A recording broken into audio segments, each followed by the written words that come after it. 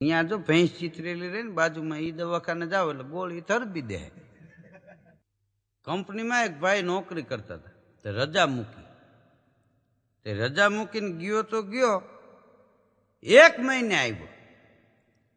તે કંપનીના મેનેજર હતા એ ગરમ થઈ ગયા એના ઉપર. એ કે 1 દીની રજા મૂકીને 1 મહિનો ક્યાં ગયો તો? એ કે ભાઈ રજા મૂકીને તો 1 દિવસ ઘોડેસવારી કરી, પછી 29 દિવસ એ કે પગ ભાંગી ગયા, દવાખાનામાં કાઢી. હા, 1 દિવસ ઘોડેસવારી કરી અને બેઠો પડ્યો, પગ ભાંગી ગયા, 29 દિવસ સુધી દવાખાનાની માલિક પર રહ્યો. માણસે ઘણી વાર છે ને કે ન ફાવતું હોય એ વસ્તુ ન કરવી જોઈએ. મેનેજર ગરમ છે કે અહીંયા આવી ગાડીઓ પડી 20-20 લાખની, આને આટા ન માર લેવાય કે ઘોડે. એ કે મને એમ થયું કે જરા જૂનવાણી રહ્યું ને તો આપણને મજા આવે, એમ જલસો આવે. કે આ જલસો આવે, પગાર કપાણો, ડોક્ટરે પૈસામાં કાપ્યો, એક પગમાં હરિયો નાખવો પડ્યો, તો કે વીજળી ન પડે ને. આ તમે જો અમુક કારણ વિના હેરાન થતા હોય હાથે કરી. આપણે ભમરી જે ઉડે, ભમરી એ પેલા ધૂળની કણી કણી લઈ આવે. એ રૂમ હોય કે ઓફિસ હોય ગમે એને પાછી એવું કાંઈ નહીં તો કલેક્ટરની ન્યાય લગાડે, એનો દર બનાવે ભમરી.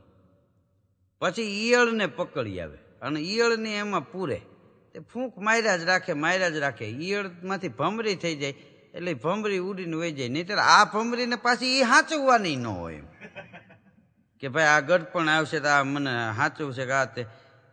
ખોટી મહેનત. એમ દરેક સમાજમાં જો 2-5 ભમરીઓ તો હોય. એને છોકરાય ન હોય તો કે કાંઈ સ્કૂલનું કરી છોકરાઓનું ભાવિ સુધરે ને, એને હોય એની પાસે. ફલાણા ભાઈને દીકરાને બિચારાને હગાઈ થઈ જાય સારું કીધું, હવે એની થઈ જાય તું હોઈ જા અટાણે. આ સમાજની ભમરીયું કહેવાય. એ ઘુમરા જ મારી રાખતી હોય. 1:30 વાગે બધા હોઈ ગયા હોય તો નીકળે. એ કે ભાઈ મને એમ કે તમારે ત્યાં મહેમાન આવ્યા, આમના કોક જાતા હતા. હવે ભાઈ કીધું એ તો તારા જેવા જાતા હોય, બીજું કોણ જાય. એક જમાનો એવો હતો કે સાસુ વહુને ઝઘડો થતો ને, એ ઝઘડો ચાવી માટે થતો. પટારાની ચાવી, ત્યાં પટારા હતા. પટારાની ચાવી ડોશી એને ઓશીકે જ રાખે છે ને અમને આપતા નથી ને હા હું એમાં બાંધતા. હવે અત્યારે પટારા નથી ને તો રિમોટ સારુંથી બાંધે. હા, કારણ કે હાહુને બીજી સિરિયલ જોવી હોય, વહુને બીજી સિરિયલ જોવી હોય. હાહુને બાલિકા વધુ જોવું હોય અને વહુને સચકા સામના. હવે ભાઈ કીધું આ તારી હાહુનો સામનો નથી કરી શકતી, સચકા સામના શું કરવું? તમારે ઘેરે આવનાર માણસ કેવો છે ને એ જાણવું હોય તો કોઈ પૂછવું નહીં. ખાલી એને ટીવી ચાલુ કરીને રિમોટ આપી દો ને, મંડે ચેનલ ફેરવવા. એ જેવું હોય છે એવું જે આવશે ને ત્યાં અટકી જાય.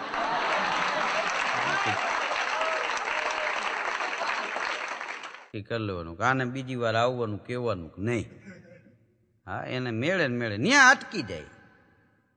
હા, રામાયણની સિરિયલ અટકી જાય તો એમ થાય કે ના ભાઈ જે માણસ જેવો હોય એ આવે ને ત્યાં અટકી જાય. એટલે આપણને ખબર પડી જાય આ માણસ કેવો. અત્યારનો યુગ આમ તો જોયું તો બહુ સારો. એક ભાઈ ત્યાં લગ્નમાં મારો કાર્યક્રમ તો દિવસના 12:30 વાગે મને ફોન આવ્યો. મને કે ધીરુભાઈ તમે 6 વાગે આવી જજો. મેં કે ભાઈ 6 વાગ્યા શું છે? મને કે આપણે મહેમાનોનું ને બધાનું જમવાનું 6:30 રાખ્યું છે, ત્યાં વર્ક અને ફેરા ફરી લે પછી તમારો કાર્યક્રમ. મેં કીધું ભાઈ હવે હું જમીશ નહીં કીધું. મને કે ના જમવા તો આવવું જ પડશે તમારે. આમ થાય યાર તમે થોડા અમારે ભેગા જમવાના, ઈ બાને આપણે સાથે ભોજન લઈ. બહુ આગ્રહ કર્યો. મેં કીધું કાંઈ વાંધો નહીં આવીશ હાલ. પછી હું ગયો 6:15 6:30 કે ચાલો બધા મહેમાનો જમવા માટે. તમે બધા મહેમાનોને અરે હું ગયો ત્યાં ઉનાળામાં લગ્ન થયા, આખી કેરી યાર. એટલે મેં એ ભાઈને પૂછ્યું, મેં કીધું આવી કઈ ફેશન નીકળી છે? તો મારા કાનમાં મને કે કોઈને કહેતા નહીં રસોઈયા નથી આવી.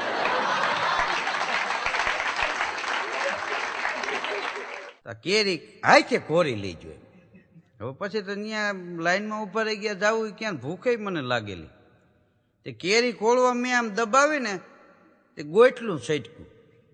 વરાજો ફેરા ફરતો સામે સ્ટેજ ઉપર, એના કોટના ખિસ્સામાં ગરી ગયો અને એની બરોબર મોબાઈલ આવી ગયો. મોબાઈલ કાઢવા હાથ નાખ્યો ને તો કવરેજ. હાથ બહાર વરાજો નહોતો કાઢતો. પછી હું ડીશ મૂકીને સ્ટેજ ઉપર ગયો. મેં કીધું ભાઈ કાંઈ નથી, મેં કેરી દબાવી ગોટલું ગરી ગયું છે, હાથ બહાર કાઢો અણવર લૂછી નાખશે. એને કીધું બીજું શું કામ છે. ત્યારે વરાજાએ હાથ બહાર કાઢ્યો. હા તણે જમવા જાય તો જોવું પડે. અમુક નથી આ બીજી કંઈક આઈટમો આવતી, હરપોલિયા ખાતા હોય એવું લાગે. હા એક અમારા ગામડાના બાપા અહીંયા ગયા ને એ કે આ હરપોલિયા આમ લઈ લ્યો. કીધું હરપોલિયા નથી, આ કીધું બહારની આઈટમ છે, ચાઇનીઝ છે. તો એ કે ભાઈ ચાઇનીઝ આપણે ન હાલે, આ હરપોલિયા ખાતા એ કે એ તો આમ હાથી કાલીને ખાતા.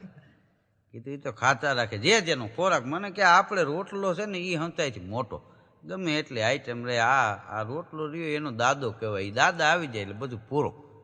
આ તો બધા અટણના યુગના કહેવાય કે આ તમારા ચાઇનીઝ ને પંજાબી ને ઢોસા ને. હવે એ કે પાણા ભાંગતા હોય એવું લાગે. ગામડામાં એક ફરારી ગાડી નીકળે હમણાં, નવી નવી કેટલી ગાડીઓ આવી. આ સ્વિફ્ટ ને આ સફારી ને બહબાટી બોલે એસ્ટાર ને, એમાં ફરારી ગાડી નવી આવી છે. એક ગામડામાંથી ગાડી નીકળી. કોઈ કીધું ગામમાં મોટી પાર્ટી આવી છે. અમારો એક જણો કે કાંઈ મોટી પાર્ટી નથી, કે મામૂલી છે. હવે એ કે આની કિંમત કેવી કેવી, એવી ગાડી લઈને હવે મામૂલી હોય કે હા એ કે આપણા ગામનો જ છે, સુરતમાં એ કે છે. અહીંયા હજી એની માં મૂલે જાય છે. જેની માં મૂલ કરતી હોય ને એની પ્રજા મામૂલી જ કહેવાય. એ કે પછી ભલે ગમે એવી ગાડીઓમાં ફરે. એક ભાઈ ફોટાની દુકાનમાં ગયો, કેટલાય દેવી દેવતાના ફોટા જોયા. પછી છેલ્લે કે મારે જ ભૂતનો ફોટો જોઈશ ભાઈ. તો દુકાનવાળો કે તમારો જ રાખી દો, ઘરનો ખરો. આપણા રાજકોટમાં પ્રાઇવેટ લિમિટેડ કંપનીમાં એક ભાઈ હતો. એવો એ માણસ ગમે એની અરે રોજ શરત બાંધે અને રોજ પૈસા કમાય. બોલો હા, કોઈ માણસ આવે ને એ એમ કે એ માણસને એ કે બોલો એ કે તમારા પાછળના ખંભે કાળો ડાઘ છે. તો કે ન હોય, કે હાલો શરત બાંધો. 500ની શરત બાંધે બુસ્કોટ કટાવે તો કાળો ડાઘ હોય જ. બોલો પછી એની હારે બધા શરત બાંધતા બંધ થઈ ગયા. અને પછી એ માણસને કંપનીમાંથી કાઢી મૂક્યો. તો એ અમદાવાદ ગયો. તો એ આ લોકો જે એની પાસે શરતમાં હારી ગયા હતા ને એ કંપનીના નંબર ગોતી અને બધાને ફોન કર્યા. એ કે ભાઈ એની હારે કોઈ શરત ન બાંધતા, હારી જાઓ. અને અહીંથી ઈવડો પાછો વયો ગયો ત્યાં સુધી કોઈને જીતવા દીધેલા નહીં. એમાં એ ત્યાં ગયો કંપનીમાં કામે અને મેનેજર સાહેબ પાસે બેઠો. બોલો એ કે તમારા વાહામાં એ કે ધોરો ડાઘ છે. મેનેજર કે કોઈ દી બને જ નહીં, 5,000ની શરત. એ કે નો ડાઘ હોય ને તો હું 5,000 આપી દઉં. તો મેનેજર સાહેબે બુસ્કોટ કાઢ્યો અને 5 માણસોને બોલાવ્યો, જો વાહામાં ડાઘ છે કે ડાઘ નથી. કે ડાઘ તો નથી. તો કે તો હું હારી ગયો, આલ્યો 5,000. 5,000 આપી દીધા. બાયણે નીકળ્યો. મેનેજરે ફોન કર્યો. એ કે તમારે ત્યાંથી ફોન આવ્યો હતો ને કે એની હારે શરત બાંધતા નહીં, એને 5,000માં હેરવો. કે કેવી રીતે? તો કે એ મારી પાસે બેહીને મને કહેતો તમારા વાહામાં સફેદ ડાઘ છે, ન હોય તો એ કે 5,000 હું આપું. મેં શર્ટ કાઢ્યો, 5 માણસોને બોલાવ્યા અને કીધું કે આમાં ડાઘ નથી, 5,000 આપ્યા. તો કે 50,000ની તો અહીંથી લગાડીને ગયો છે. એ કે ન્યા જઈને જો એ મેનેજરનો બુસ્કોટ ન કટાવું તો મને ફાઈટ કહી દો. એ 50 કમાઈ.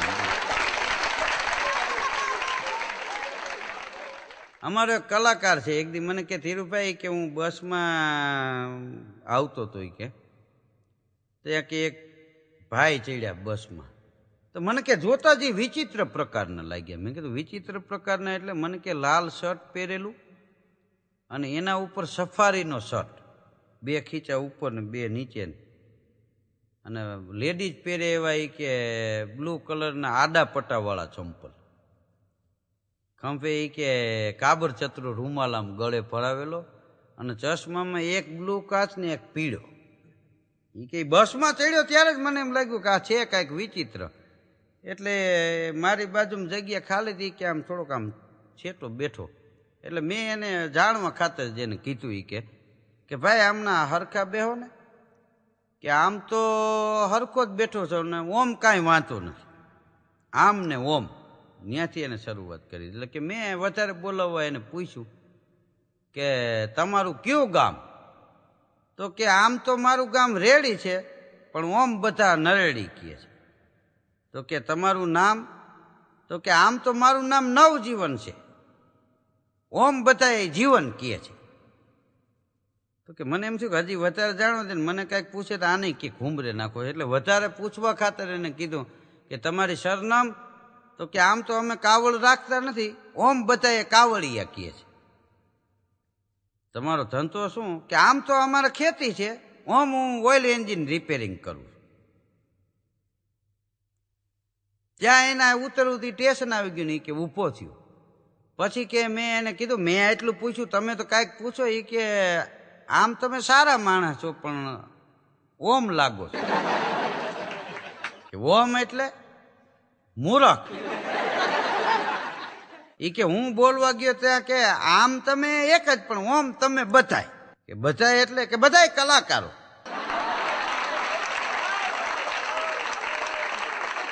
એ કે મારી ટોટલી ખીતો થઈ ગઈ. અમારો કલાકાર કે મને એમ થયું કે આમ એને મારું, પણ પછી ઓમ હું કાંઈ ન બોલ્યો. ઠેઠ સુધી આમ ને ઓમ જ હાલ્યું. નિવૃત્ત થયા. હવે ફૌજી નિવૃત્ત થયા. ફૌજીનો તો મગજે મિલિટરી કલર. નવરા ફાવે નહીં કે કાંઈક ધંધો કરવો જોઈએ. દુકાન કટલેરીની કરી. તો કટલેરીની દુકાન કરી ત્યાં બંદૂકો ટીંગાતી હોય ને તલવારું ટીંગાતી હોય ને બેક ભાલાન બેક છરાન બેઠા હોય. મૂછું બૂછવામાં વીછીના આંકડા જેવી ચડાવેલી, કેરીની ફાડ જેવી આંખ્યું ને. એમાં એક બેન આવ્યા. એ કે અંબોળામાં ભરાવવા માટે લૂઝર જોઈ છે. તો એક કબાટ ખોલ્યો કાટીગલ. એમાંથી એક પેટી કાઢી, કારતૂસની પેટી હોય ને એવી. એ ખોલીને અહીંયા મૂકી દીધી. તમને ગમે એ લઈ લ્યો. કે આવો કલર નહીં, આપણે ઘેરો લીલો જોઈ છે. તો એ પેટી મૂકી દીધી. બીજો કબાટ ખોલ્યો, એમાંથી પેટી કાઢી અને એમાંથી એક નાની પેટી કાઢી. પછી આપ્યો કે આ જોવો જી. કે આય નહીં, હજી બીજો કલર ઘેરો ઝેરી. વળી કબાટ બંધ કર્યો, ત્રીજો કબાટ ખોલ્યો, એમાંથી એક પેટી કાઢી, એમાંથી નાની પેટી કાઢી, એમાંથી એક પેટી કાઢી. પછી લૂઝર આપ્યા કે આ બરોબર ને, આપણે તો ઝેરી આમ જોઈ. પછી ફૌજી ખાર ખાઈ ગયો. કે બેન તો હરફ વીટી લ્યો અંબોળે. આવા ને આવા મને મેં કીધું ભાઈ હશે. મને કે હું હશે, આ પાછા બંધૂકું લેવડાવશે.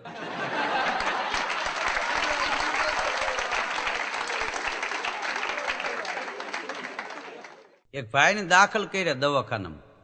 તે સગા સંબંધીને ખબર પડી, બહુ મોટો માણસ, એટલે બહુ એના સગાને સ્નેહીઓ જ્ઞાતિ ને પરજ્ઞાતિમાંથી ને આવ્યા બધા. તો કે ભાઈ આ શું થયું? બે પગ ભાંગી ગયેલા. આ શું થયું તમને? તો કે હું લાકડી લઈને જાતો હતો ને, તો કે હા મેં બે જણા મળ્યા. તો મને કે લાય તારી લાકડી, અને લાકડી મારીને કે પગ ભાંગી નાખ્યો. પણ કે તમારી લાકડી શું કામ દીધી? કે ન દઉં તો પાઇપ મારે. તો ઢીંઠાઈ ભાંગી નાખી. ફરજિયાત દેવા પડે અમારી જગ્યાએ. તમે મેં કે નક્કી કર્યું પાક લાકડી વજન વાળી કે પાઇપ. પછી જીવે કીધું કે લાકડી સારી. અને આપણી તો ખરી ભાઈ હે.